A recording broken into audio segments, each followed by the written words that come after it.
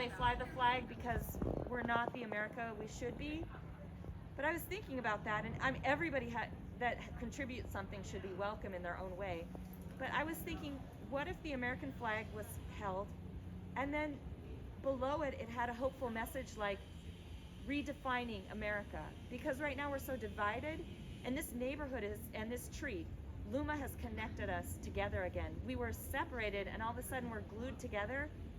So if we can, in this block, actually create what we wish to see, then maybe we can have an example of how to live. There was a question that came up that I think actually is valid. At the same time, there's obviously environmental concerns, Yes. but there's also housing concerns. Absolutely. So what is the response to the Here's sort of my pick a response. lane kind of? I think I have a pretty darn good answer. And this answer is, I'm saying it's an answer that's been discussed not just by Droplet, but we've been trying to figure out what to do. So what if, instead of digging down and harming the roots by having several $1 million boxes, what about building affordable houses and having something a lot less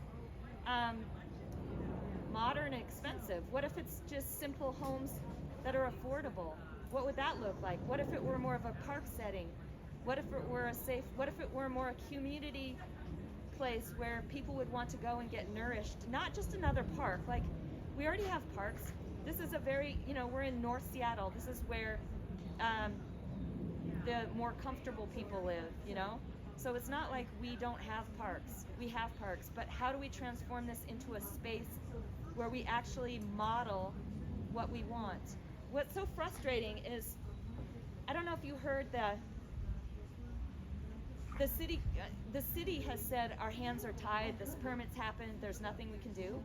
And I think to myself, well, of course you can do something, but all I can think of is that there's it's like code for there's something legal behind it and you can't do anything because you're afraid of being sued or something like that. I don't know.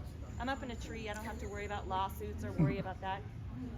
But I do wish that the council would talk to the neighbors, would talk to the tribes, and say, look, we want affordable housing, and we need to have some trees stay. And why can't we make that all happen? We can. What can't happen? We can't dig really deep and have homes that are just the same homes we've seen everywhere. We need to, we gotta get creative. If we're gonna survive, we have to get creative.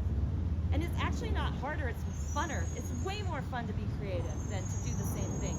So let's throw away the rubber stamps. Let's untie the councils, the city council, Bruce Mayor. If they have their hands tied, I'd like to untie them. And we're having an election coming up, and there's people that have fresh ideas. They're super excited, and I think their hands are not tied up. So let's get some people with untied hands who want to see something new and better. If we don't do that, we're just going to kill ourselves over time. Are you running? You sound like you could run. I'm in a tree, so I think my specialty is to hold space, and mine is actually to be the spiritual part of it. I didn't realize that, but I think that I think when I sleep here, every night at 3 o'clock in the morning, I get ideas, and they're not my ideas. I feel like this tree is telling me different things. So what I'm doing is I'm writing them down. I'm like talking into my phone, and then I send them to the group and say, I don't know if any of these are good, but this is what I'm saying. And then they process that information and see what can be done. And people are doing the same thing. People are sleeping in their houses in the neighborhood and have ideas and doing the same thing. And we're just exchanging ideas, collaborating, and deciding who does what. We were talking, and a realtor came over and said, I saw this, I'm just gonna pop in. And then she said, I have a drone that I was just videotaping, like droning a house that she's gonna sell. And she says, it's in my car, would you like us to use the drone? And so like, who knew that she was just contributing what she had. The person before gave me a peach, and that was like so amazing. And that was the gift she gave. And it's just as important as me sleeping in a tree. They're all really important gifts. So everything from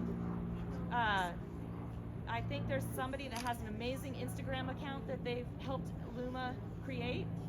And so everybody is doing something that's really making this to be a healing, exciting place. Because before, I don't think we could imagine how we get unstuck from the division that's happening in our country. And we're embarrassing. We're not the greatest. We're not the greatest anymore. But we can be. We can go back and build up. But with the way it's going, we're not going to make America great. But I do think we are going to make America great. We're going to take over and see a new vision. I would just want to say one more thing is that this morning somebody was walking their dog, and I actually got realized that my voice carries, so it's really loud. And I realized that person's voice was really loud, and the person that came by walking their dog said, "Those damn liberals, they're wasting their time. Why are they worried about a tree? We have so many other problems. I can't believe they're spending all this time wasting them." And I just thought to myself, why would you want to be angry when you can choose to work with people and be joyful? But instead, the people that are angry, are they threatened that we're going to accidentally make the world a better place? Like, why is that hard? Like, why? Why do they get so mad when we're trying to do something good? Why can't they do what they believe in? Why can't they work on their thing? And that's the same concept that everybody has to do where they're called to be. Instead, people are online making weird comments. Like, I don't usually read the comments that are happening in the paper or anything, but I just read one, and they didn't even say who they were. I mean, I don't say who I am. I'm Droplet. But this person's handle, is it called a handle? Mm-hmm. Was liberal scum. And I just thought to myself, that's so weird. Why would you spend all your energy making a little handle or a name for yourself and then just criticize the fact that, we don't work? The person was saying we don't have a job. Get a job, and why you doing this? That's why we're not staying in the tree. This is my vacation up here. I've got to go back to work at some point. And you're local, right? I've lived here for over 50 years. I won't say exactly how old I am. Over 50 years. I was born in Bellevue. I grew up in Kirkland, and now I live in Ballard or Greenwood area. So, yeah, sure, you betcha. And I've never lived anywhere else. I haven't traveled to Europe or anything. I feel so rooted here. I feel like, why would I need to go anywhere else? I do learn from other people, because to be worldly and understand where other parts are of the world, what's happening. But I feel content here. I just feel like this is where I belong. Making me feel guilty for my vacation coming up. This is my Disneyland. So I know the anonymity of it. Do you say what you do for a living, or what you stop doing? I am going to say what I do for a living because it's relevant. I was going to say don't tell anyone, just to be funny. But I'm a maybe I shouldn't say exactly what I am, but I own my own business, and I'm in the labor industry.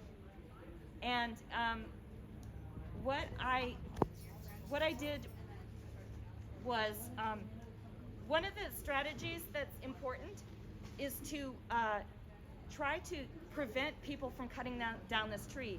If no arborist will cut down this tree, then what we can do is have no one cut down this tree. So we have neighbors looking out for anybody that's an arborist that's cutting down this tree. And we've already, so Ballard Tree Service, I just want to say thank you. They looked at this tree, they saw that the community cared about it, and they quietly backed away. They didn't even think once about cutting it. They said, yep, we're not gonna cut that one. Then Alex Tree Service was gonna cut it, and it took Alex longer to come to that conclusion, but that's what he did. And so I strongly recommend these companies with integrity, and if you're gonna get your tree cut down because it's diseased or something like that, or there's a legitimate reason, I think those two tree services would be great, especially Alex, who suffered, with negative press before he was going to cut it. But so I was told that there was a person taking pictures to cut down the tree, and I think it was like evergreen something or other. So I looked it up in the phone book, and I called, and I said, I just want to check on the bid for the address. I don't know what this address is for Luma. And the person said, oh, yeah. And I said, they said, well, I don't think we're going to bid on that tree. And I said, well, then why were you taking pictures out here today? And then she said, I think we're going to not do it. And I said, can I just leave a message for the company? And I said, I'm in the labor industry, and I just wanted to say this, labor person to labor person, that I'm asking you not to cross the picket line. That's not what you do. When you cross a picket line, you're called a scab. And we are just pleading with you in the kindest way we can that if you end up cutting this tree, you're cutting your reputation, you're destroying your longevity of livelihood. I have no idea what it costs to cut down an 80-foot, 200-year-old, culturally modified tree that was a signpost, 200 years ago. How much does that cost? A rumor was it's several $1 million. I don't know.